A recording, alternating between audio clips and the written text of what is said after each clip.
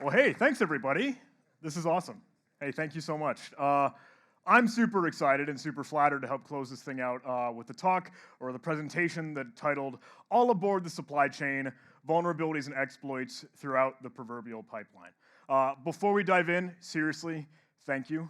Seriously, because, hey, this is my first time over to Madrid, and I just wanted to say thank all of you for your welcoming me with open arms and just the gratitude and hospitality and all that. I got in late Thursday night, and when I was arriving into the hotel, the front desk gentleman said, like, hey, man, if you're hungry, like, I know it's like midnight, the only thing open right now is Burger King. So I went to Burger King at midnight, and one super sweet gentleman helped me order because, hey, there was a little bit of a language translation. So just thank you for having me here with you all. This is a real pleasure and treat for me. I'll go through the stupid obligatory introduction stuff. Again, huge shout out and kudos to Bea for that super sweet introduction. I cut my teeth and learned a whole lot of cybersecurity chops from the Coast Guard over in the United States, and then the YouTube stuff has sort of grown alongside that. I'll speed run this because again, it's boring. No one really cares. But for my career, quote unquote, for time in the industry, I jumped to a instructor position with the Department of Defense Cyber Training Academy over in the United States, and then tried to get hands-on keyboard to actually be an operator. Finally, found myself over at Huntress, which is my day job, and I love it there. But with that, enough boring stuff. We'll get into the fun stuff that you wanted to come here for. But I have to admit, I'll be totally honest, I don't have a cool deep dive or technical showcase for you. What I wanted to do was bring you a story. So hopefully a little bit more of a narrative, hopefully something that's real and current and modern, a story that's hopefully still fun for us. So I'm going to do a little bit of time travel during our story. We're going to kind of center in October here. I think I have a pointer. Yeah. So I'm emphasizing October as where we start, but I'm also going to move back in time a little bit and also move forward in time a little bit. But here's the start of the show. Here's our thesis for our storyline. ConnectWise fixes a remote code execution bug exposing thousands of servers and hosting computers to an attack. Is there anyone that does not know what ConnectWise is? And that's A-okay. That's totally okay. Sweet. Cool. I'm going to cover a lot of ground. So there is this idea of a managed service provider, or an MSP, and those are those companies or businesses that provide security or technology in any way, like running another company's website, or making sure that their email still works, or their file servers are still up. They're managing services for other companies later down the train. Maybe they're small businesses like a dental shop, maybe a hospital, it could be anything, but those managed service providers provide for them. ConnectWise is one of the top dogs, like one of the biggest managed service providers that will resell software down to them. And they're fixing this remote code execution vulnerability that affects thousands of servers. I try to emphasize one motion here because they note this is a vulnerable element that's used in a downstream component. And this is where I'm going to start to tug on that supply chain concept, because even by definition, the managed service provider, hey, you have an organization, a business, and then more downstream stuff that it supports. But that's just even like process and policy. Now we get into the technical aspect of those vulnerabilities and those issues, because ultimately what we end up seeing is that there was software called the Server Backup Manager. It was originally owned by this thing R1Soft, and that was another company that then got acquired and eaten by ConnectWise, and that has the vulnerable software to it. But at the time of all of these headlines, all these reports, all these journalists coming out and saying, hey, patch now, all these critical vulnerabilities are out and about, this is October of 2022, so that's where we're centering things. And I do want to note, hey, then they sent out an automatic patch. They automatically pushed the security fix and the solution to all the cloud instances, to all the stuff that they can manage and provide for. But all of the organizations that were running with on-premise utilities, they have to do this manually. They have to patch themselves. So that's something that we can kind of have the conversation with here. But I want to now walk this back, because that was October. Now, if we again sort of move back in time, I want to set the stage as to how we all got here. Because there was a Twitter user, a gentleman, Frykos, I think is that how you might pronounce that alias here? Florian Hauser, I think is his name, from Code White GmbH. Awesome spot, awesome individual. And he reaches out in July of 2022. Hey, can anyone please help me get a hold of a security contact at ConnectWise?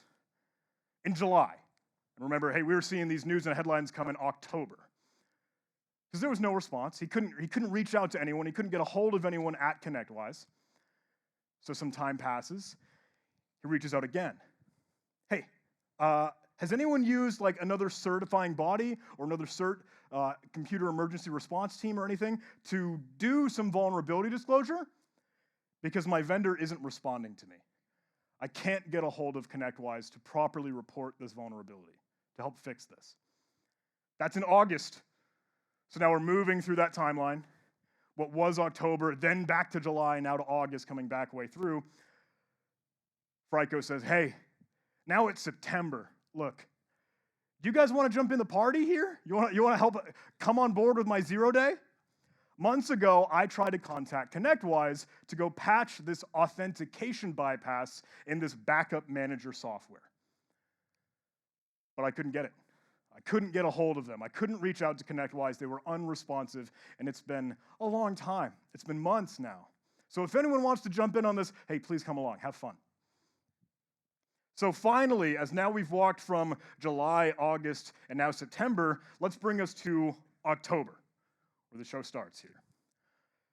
This is a screenshot of our internal Slack conversations and chatter, because one of our team members had caught this tweet that flew by, and it was a quote tweet of his original, just recent many months past. He said, hey, it's taken so long now, we've passed the 90 days of disclosure policy, I'm gonna drop the puck. I'm gonna leave the exploit here, and you do what you do with it. So there are a couple screenshots. I don't know how well you can see this, but these are Burp Suite, some screenshots of how he would go ahead and exploit this authentication bypass. And I redacted a couple of those things, because one oddball thing is that after some time, this tweet was taken down. Frykos removed it from Twitter, presumably because ConnectWise asked him to, now that they finally caught wind of this and are going to go, oh, let's do the damage control for this vulnerability we hadn't had for however many months. But we thought, whoa, this is kind of wild. ConnectWise, again, top dog in this managed service provider channel with a vulnerability that is at least an authentication bypass, but what if there's more there? What if there's more that we could latch onto? So we go take a look at this, and one of the individuals on my team said, this is how we've seen mass exploitation in the past. 2018, hey, there was a crypto miner Armageddon at one point. It was like an apocalypse of cybercrime, all because of this. And we say, hey, John, teammate Caleb, look, if you guys want to dig into this, this might be really, really worthwhile for education's sake to tell people, to get people in the way, because this is going to be something that might help understand cybersecurity here. And I said, hey, can we do this? Let's do it. Can we get a copy of our OneSoft? Can we play with this thing? And is that tweet gone? Because yeah, it was. So the pictures were cached by Slack, so we could start to dig through this. But the individuals on my team were saying, how come they wanted to report this to ConnectWise if it was originally from our OneSoft? But then, oh, we've come to find out again, that was acquired and eaten. So you've got this weird arm of different supply chain angles because, hey, a provider providing to companies that still provide security for other people, and then another portion of another company just bought to be brought into it. All those developers of the R1Soft server backup manager, probably gone by now. Probably so much churn of employees, of personnel, the programmers and developers probably aren't working there anymore. But we thought, let's dig into this. Can we at least recreate that proof of concept where they're doing this authentication bypass? So we got a copy of the server backup manager, and this is it over here. Simple login. Just open it up in the web browser, and you know your credentials. You type those in. And that's all you would do. That's how it looks when you're interacting with the server backup manager. And we thought, okay, if this is an authentication bypass, we don't even have to do this part. But just for the sake of showing it to you, that's what it looks like. R1Soft in the server backup manager is a Java utility. So a lot of compiled class objects. It almost feels like a Tomcat application in some cases. But we knew this is what we're up against. So interesting thing, as now we start to look at how did this come together, there was a report in one of the libraries that is used by this R1Soft server packet manager software. The library was called ZK, or ZK, and that is the authentication bypass. This was reported way back in May. I don't know how well you might be able to see that, but it's fixed. They patched it. It was all done. They updated it, and it's resolved. But the vendor was just a slow to catch on to this. I think, honestly, they were still using Java 7 when this patch would have applied to Java 8, but Java, you know. So we move on, but we're thinking, ooh, I wonder if this is it. I wonder if we can make sense of how they made sense of this for the R1Soft application. Bear in mind, this is a vulnerability in an upstream library, like a snippet of code that is then baked into the application, and another dependency in a third-party project. Only just happens to be weaponized within that R1Soft software. Anyway, they say, look, if a unsecured version were present, you might be able to send a forge request to the upload endpoint, as if you were trying to upload a file. And you could access that without having credentials or without logging in. And if you included the next URI parameter, like where you wanted to go after you were uploading a file, it could drive you right to that. But because that's done internally from like the guts of the application, then you could access some of the more sensitive files, like you might see in a typical Tomcat server that you're trying to beat up here. You've got access to web.xml. You can see zk.xml and other files in there. So we thought, ooh, this must be it. This must be what we're trying to recreate here. So we took a look. We tried to zoom in on this. Again, it's Java, so we're digging through those application source files, the compiled class objects that we might be able to decompile. We're using JD GUI for folks that tend to use those, or JADX, I think, in some cases. And we dig down. We start to go find that syntax for the upload functionality. We're taking a look at the different versions to see, okay, we do have the pre-patch vulnerable version, and now we want to exploit it. We want to do this authentication bypass.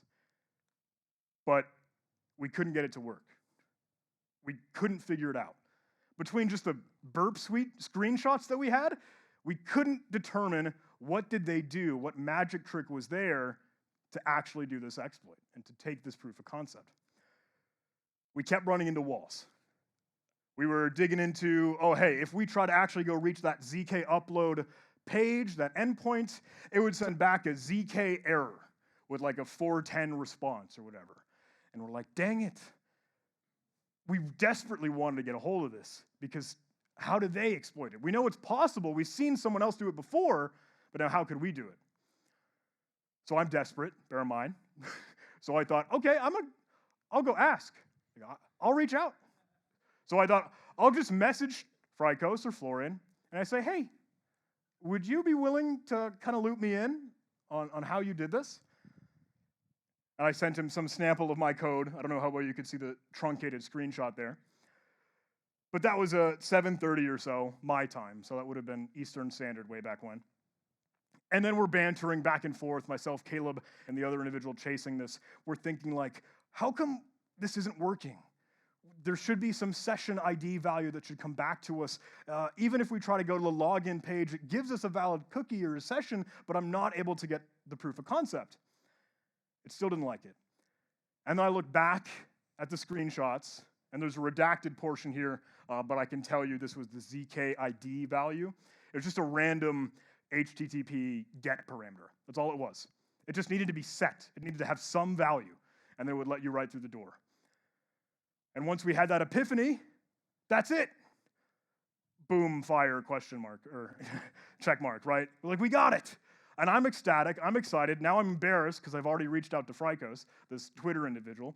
And he comes back to me and says, hey, thanks, John. Good to hear from you. I like your stuff. I can send you the screenshots. I know I deleted them in that original tweet, but maybe you downloaded a fixed version or there were some changes, etc. And I said, no, we got it. We got it working. The redacted portion here is I figured out the ZK ID. And we're like, sweet. We got the authentication bypass. But again, the authentication bypass might just open the door for more exploitation, because now what? We're an admin user. We have all of the access. What more could we do? That was essentially local file inclusion, right? We can reach that web.xml file or that zk.xml file. But we're remembering and realizing if we're making these internal authenticated requests, maybe we could do more. Maybe we could access other parts of the application. If we were to go to any other page, we could essentially just make a post request to any of those spots. And we're thinking, oh, that's a good point. Now we're a little bit limited, we're a little bit restrained here because it's only making a post request. So we can't do regular gets, we can't do like a traditional, hey, retrieve a page and maybe fire a cookie from some admin session or try to create a new user, stuff like that. One thing that I wanted to note, when I was chatting with Frykos, he says, look, I didn't disclose my proof of concept because it would be a little too irresponsible right now. Hey, threat actors, adversaries, real bad people. And he didn't push the envelope any further. He didn't see much further he could go with this authentication bypass. But we could reach those Java endpoints. And I said, okay, I want to see if I can push the envelope. I want to push this further. I'm trying, but it's really, really hard because that whole ZK Java library thing is built with like the desktop in mind. So whenever you were trying to enter input in a text box, it would send another signal or event to the server that said, you clicked on this endpoint, on this input box, you pressed a key, you pressed another key, you pressed another key, and then you moved your mouse. And it would just keep sending that to the server so that only once you click the submit button, all it told the server was, you clicked the submit button. There wasn't a regular, traditional HTTP process. So that made it a little bit annoying because we sort of had to handhold the exploit as to each and every single thing that we wanted to do. And I mention this here because basically what we needed to do was swing from one page to the other, because every single page would render out, here are all the elements that make up the display, and there's an ID number for each value. And then every time, you can see in this giant gross network tab, whenever you try to interact with anything, sends another message, and another. So it's not something that we could just slap together with regular cross-site scripting, right? We really, really needed to handhold this thing and help drive it, swing from one page to another. But we thought, what could we do? Could we add a new user? Could we create another admin account? Could we dump or view any sensitive files? Could we do anything else with our local file inclusion? And that was decompiling a lot of random Java code that was trying to dig through all these different classes. There's some really, really fun, strange stuff that we saw. Here's the bastard class from hell. We saw some weird Easter eggs, and this is like hours trying to dig through all the potential files. What is the attack surface that we have here? We even found a Konami cheat code, you know, like the up, up, down, down, left, right, A, B thing? Like the video game joke. If you press it, it tells you 30 lives granted. And that's the JavaScript to do that, right? But that's the depth that we were going to, because we were thinking like, there has to be another vulnerability here. I so desperately want there to be another vulnerability there, and we were just trying to stay persistent, because we kept clicking around to different locations, different things we might be able to see or do within the application. Again, now as an admin user, and there was one spot that looked really promising, but also really simple.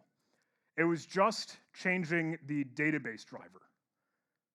This is the JDBC.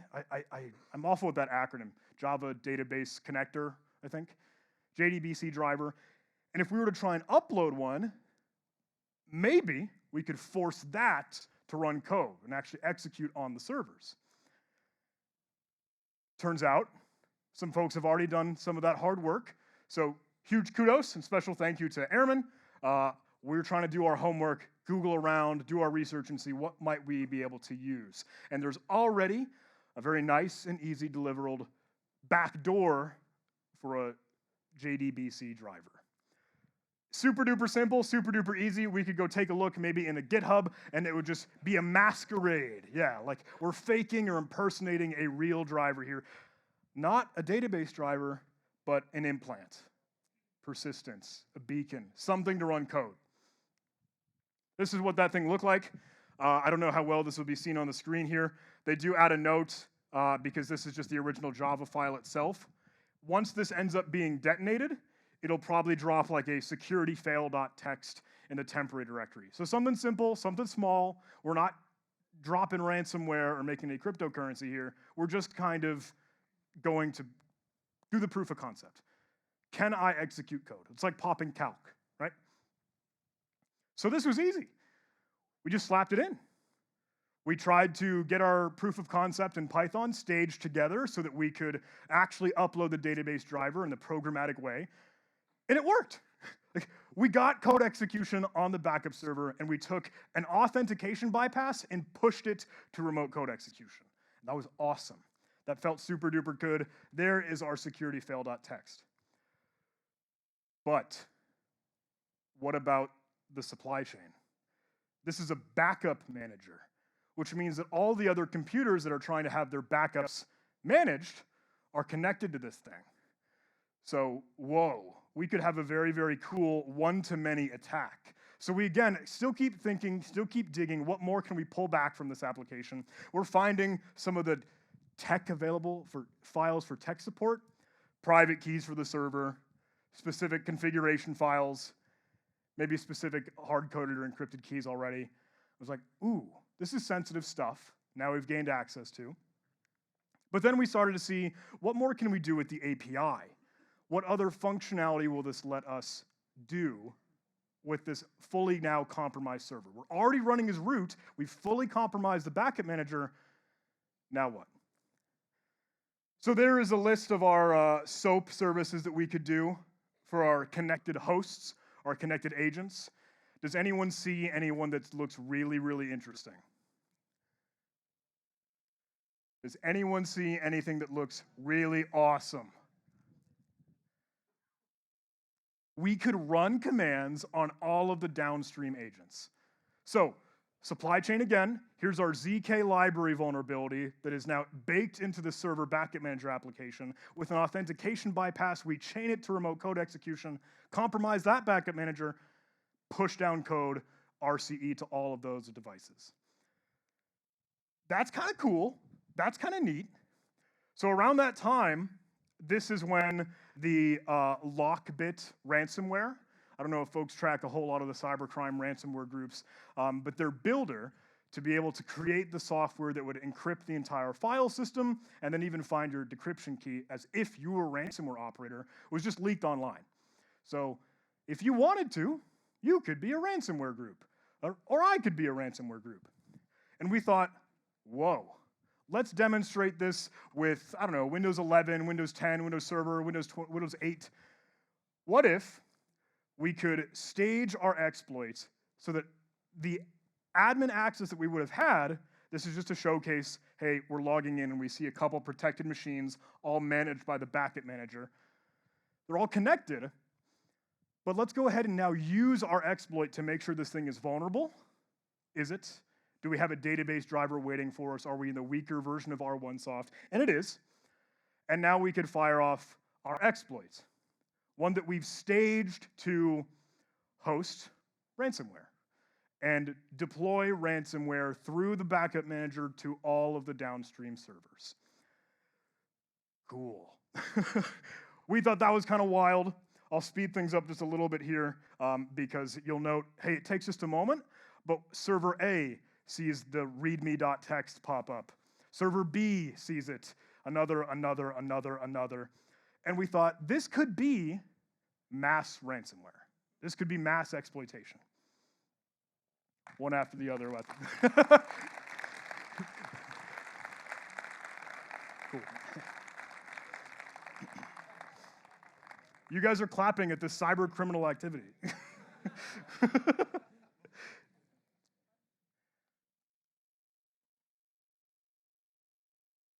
So what's the damage? What's the blast radius? How many servers out on the open internet are using this vulnerable ZK instance for just our one soft server backup manager? Oh, that's just almost 5,000.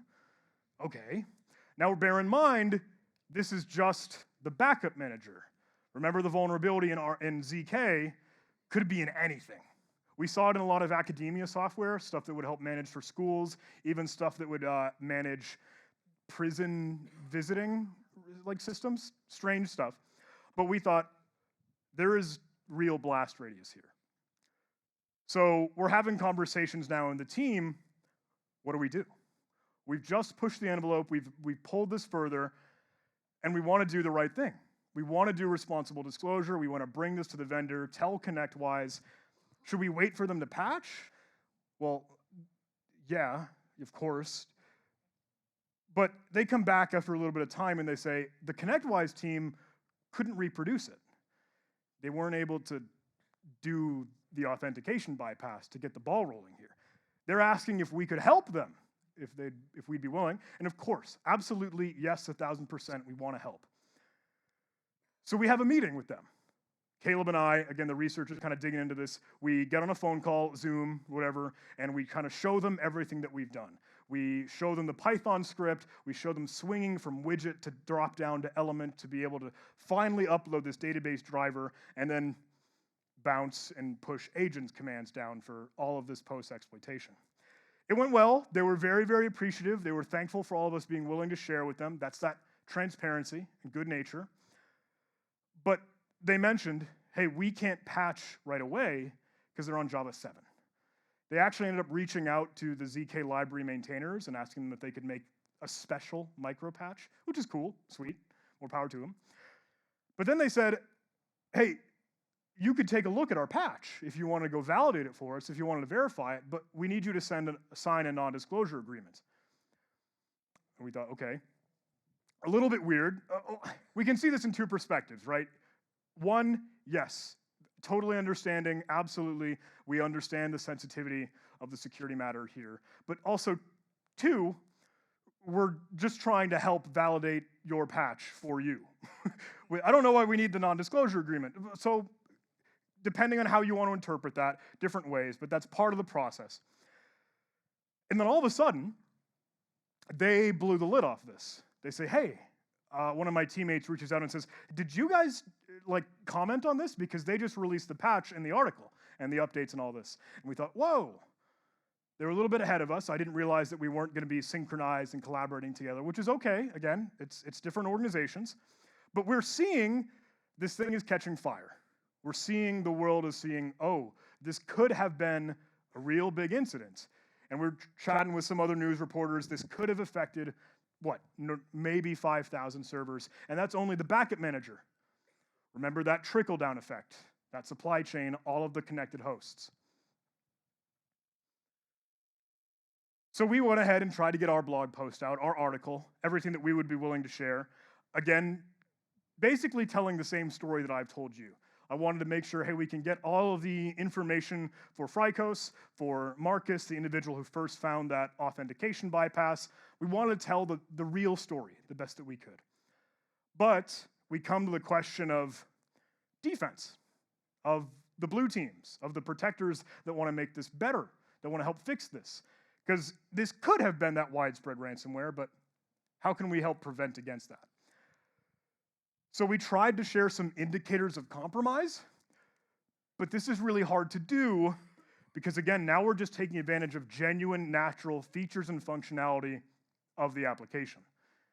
Hey, you uploaded a database driver. Cool.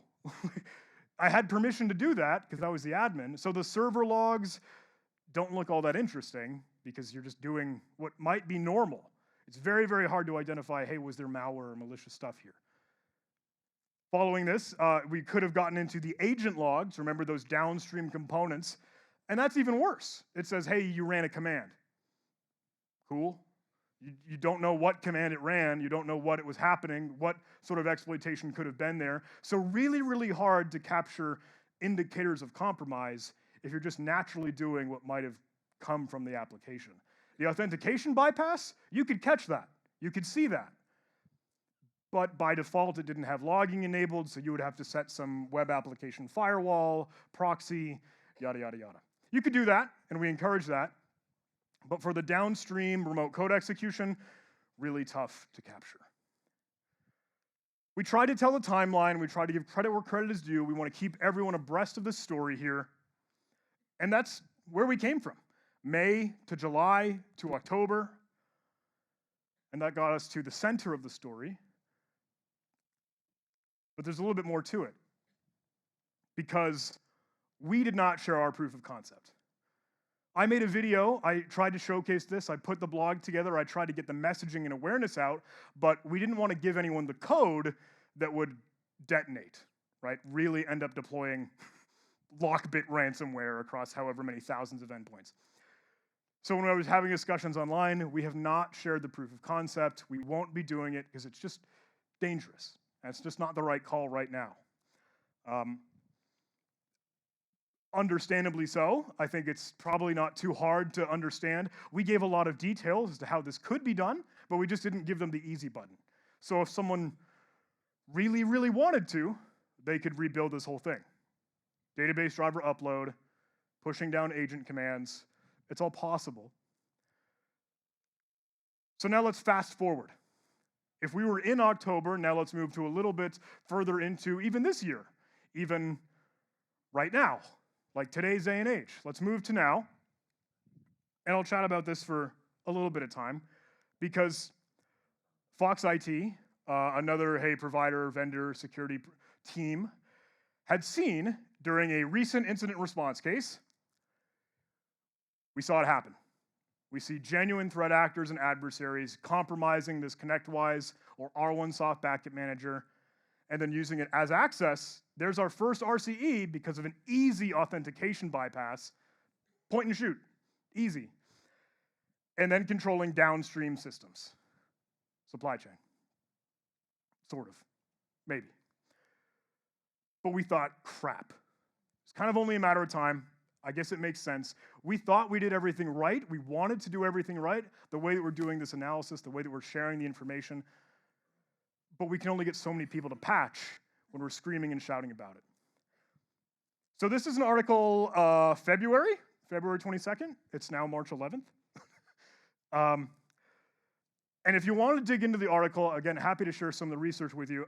They note, hey, we've been trying to do some fingerprinting. We've been trying to see what sort of compromises have come from this. The nerdy nitty-gritty is that they'd use the database driver to then install a Godzilla web shell. So persistence, right, of course, a web shell. And they're able to fingerprint that really, really easily. Because if they go to the hard-coded endpoint in a Godzilla web shell, if it responds with a 404, it's not there. Duh. If it responds even with an empty, no command ran, but HTTP 200 OK, there's probably a web shell there. They didn't end up doing any code execution. They're not going to be, trying to actually run commands. They're just trying to do a simple pulse. Is the web shell present? It likely is. Needless to say, start of January, they saw about 286 already backdoored servers. I have a hunch that number has gone up. And now we're, trying to do what we can to keep things in the know. I had asked for a little bit of affiliation because when I tried to reach out to Fox IT personally, I emailed them and said, hey, I was pushing on this thing for the remote code execution in the supply chain attack, and they said, let's chat, let's get together. There's some interesting stuff in there because they ended up taking out and taking offline their blog post for just a little bit of time, momentarily, because a third party that shall not be named, they aren't willing or able to share, had politely asked them to please take that down for a little bit and make some changes. So you can probably extrapolate, use your imagination here. I think there are some government agencies, bodies here in the United States, they had said, NSA does see active exploitation in the wild. So there might have been some changes done. When I asked for someone that was trying to think of attribution, they say, we think it's a China APT, advanced persistent threat, probably very similar to Hafnium if folks were tracking a lot of the Microsoft Exchange exploitations. Stuff like proxy logon, proxy shell, proxy not shell. That was Hafnium, as they were dubbed. But the same sort of tradecraft of, let's use a Python simple HTTP server. Let's use the same commands in those TTPs, those tactics, techniques, and procedures, stuff that we can sort of find the style of a hacker. And CISA, other bodies were pointing and screaming about this thing. It's gotten into literally the big, giant, plastered on the wall, known exploited vulnerabilities category for the authentication bypass. This is, so the authentication bypass was 2022, right? 36537, and a little bit tough to read, but that is exactly that Z framework. Bear in mind, that's above R1soft. It's still just one library that could be used in any other application. So exploiting all the others kind of varies, but that's the gist. So Fox IT was super sweet. They said, look, Huntress had actually kind of dug into this. John Hammond, Caleb Stewart, the other nerds over there, they had kind of pushed this further to describe this vulnerability, authentication bypass being driven to remote code execution for that supply chain attack. And they had this crazy chart, and there are a couple others in there. Here's a breakdown of what they've seen for backdoored and already compromised services. Spain's up there, I think. Yeah. But we released this in October, following all the other background context that we just had. In the Fox IT article, now that they've seen this happen for real, exploitation in the wild, they said, we started to see real proof of concepts, genuine exploits pop up online around December or so. So maybe it took a month, a little bit, maybe more, for the rest of the world to start to build the weapons here, to build the gun. This is a spot, I think, that was willing to write a blog post that had some Medium article that was dropping the real proof of concept in a GitHub repository, and that is here, still out there, still online, if anyone wants to go play with it. I don't think I took a screenshot of the code here, but one of the interesting things is it is exactly the tradecraft and technique that we had described. It is driving different pages of the application, get to the database driver, upload a real one, a backdoor, and then be able to push code and execute downstream. The way that they do this, which is probably a little bit smarter, depending on who you ask, rather than swinging from one widget Dropbox element to another, is going actually with the Chrome driver. So they use Selenium for other folks that are tracking a whole lot of that, using like a headless Chrome or headless Firefox to click on each element as they would. But there's the jar file, there's the database driver, there's all the real grit to it. So that's the story. That is from what would have been May at the very start of the first patch of the authentication bypass to starting trying to report things in July, August, September, then October. Fast forward to today, where it's a real threat, and it's active right now. And it feels really, really weird to have been like a part of that, because it's super duper cool when we get to say, hey, check out this vulnerability that I found. Look at this zero-day exploit that I made. And it's awesome, because it feels like a really, really sweet, yeah, I'm part of the security community. Absolutely, without a doubt. I'm here, I'm part of this. So what I wanted to drive towards is finding a little bit of that balance. For like the last couple moments, again, for the last talk of RootedCon, what I would try to bring to you is just that gentle reminder, hey, we're in this thing together. I wouldn't have been able to even go down the road of this R1soft thing without Florian, or that Fricos user that found the authentication bypass. We wouldn't have any information on the active current threats without chatting with Fox IT, or even any disclosure, talking with ConnectWise, trying to bring this thing to light the best way that we can. And having a lot of lessons learned with that, it's still a weird thing. But it takes every single one of us. It takes the red teamers, breaking stuff, hacking stuff. It takes the penetration testers, those finding the vulnerabilities, hey, trying to go through that next exploit, and then the blue teamers, trying to defend and protect and make sure we can still stay safe and secure from that. So while there are a whole lot of thoughts, look for the last parting takeaways for your time at RootedCon. If I may, I want to bring to you that question of, look, why were you here? I think the reason that we came here is to do this, is to chat about security and to make cybersecurity better. And that's on every single one of us. So that's my call to action. That's my rallying cry. From seeing a primitive proof of concept going to literally dropping ransomware on thousands of endpoints, we need to be in the fight on that. And it's really up to all of us to find these vulnerabilities, to fix things, to help improve the security landscape. So with that, I think I'm just about at the end.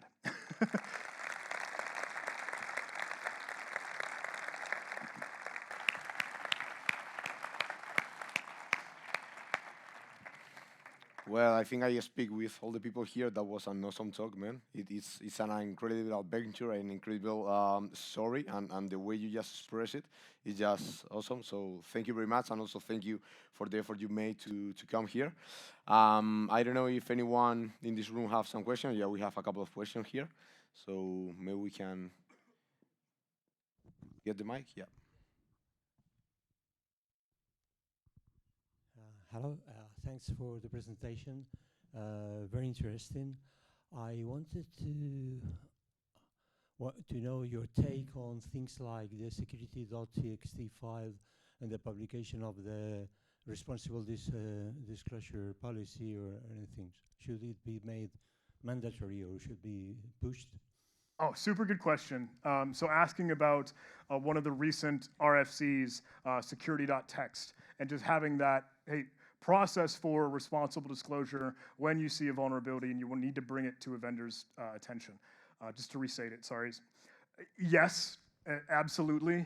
In my mind, I'm a really huge proponent of security.txt as just even one vessel, as one means to be able to find the right process. Our story that we were kind of driving towards, Frykos, that Twitter user, or Florian, when I was chatting with him and having a little bit more of the behind-the-scenes conversations, I was asking, why did ConnectWise have you take down that tweet? How was your response and coordination been? Because it sounded like you're sort of bullied, and not any shame, not pointing fingers at that vendor, but just the weird, hey, I don't want to upset my boss. I don't want this person in the chain to be angry at how this was resolved. And they say, well, hey, reporter, individual that found this vulnerability, if you had just sent it to our trust and safety center at this address, then someone would have heard from you. And like, that sucks because it says, oh, if you just did this, not that you actually did, then maybe something could have happened. The best thing that we can do is have that standardized disclosure process. I think security.txt is one of the best ways to do that because it's the easiest thing to go find. It's in a standardized place. You don't have to dig through websites or try to contact different people in different places. So sorry, I don't know if I drove in a different direction, but I'm a huge proponent of having that standardized location for that process. Cool. I think we got another question in there. Thank you. It was an awesome speak. My question is more or less the same topic that our colleague, but I think that 4 months to fix such high or critical vulnerabilities so much. So I think that sometimes the investigator feels that his work is not taken seriously, and is one of the reasons that there are selling exploits to Rhodium or things like that. I don't know, what's your opinion about it? I'm trying to find, hey, where we're driving on that question. I think you're saying sometimes the vulnerability reporter doesn't feel like, hey, they're being taken seriously and they just aren't seeing the response they want. And because of that, they might go sell this in some strange way, either Zerodium or other, hey, sketchy black market zero-day brokers exploit stuff. I absolutely agree and kind of understand. I try to bang on doors and scream and shout and make as much noise as I can when I see something like this. Totally understanding that I'm in a very privileged spot of, hey, the company that I'm with already maybe having some relationships with ConnectWise, and I have a certain megaphone of a YouTube channel, so I could try to help. Hey, look, we need to do something about this. I really, really think the best way that you can try to prove and demonstrate this is a big problem are those Shodan screenshots, or are those weaponized proof of concepts. Because I remember when early on there was a slide that had mentioned, like, this could blow minds if you showed the video of it dropping ransomware on every single computer. I know that sounds spooky, scary, and I don't want to be doom and gloom. It's just to bring that awareness and education that, like, can we please, please, please take this seriously? Because there's so much impact that could come from this. I think that's the best I could offer and advise there. Thank you. We have another question just upstairs.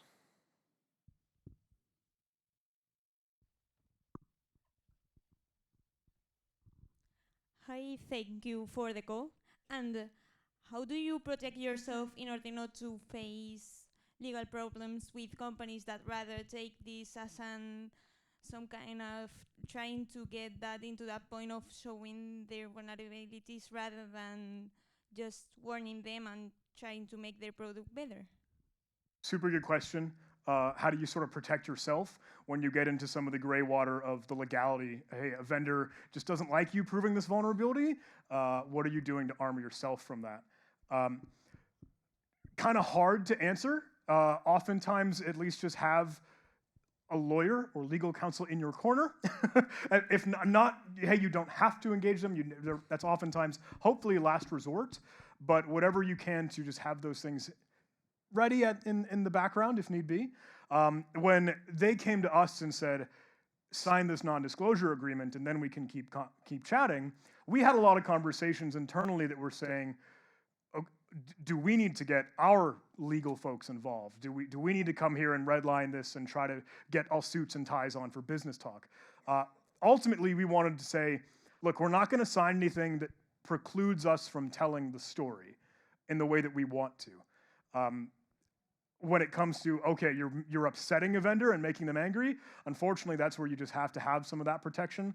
Hopefully that can be your company. Hopefully that can be the organization or team or body that you're working with. When you move in there as you're just an individual researcher, like if I were just John trying to drop ransomware, it would not go well. So having whatever coverage you can is ideal. Thank you. Yeah. Do we have any other question in the room? Here?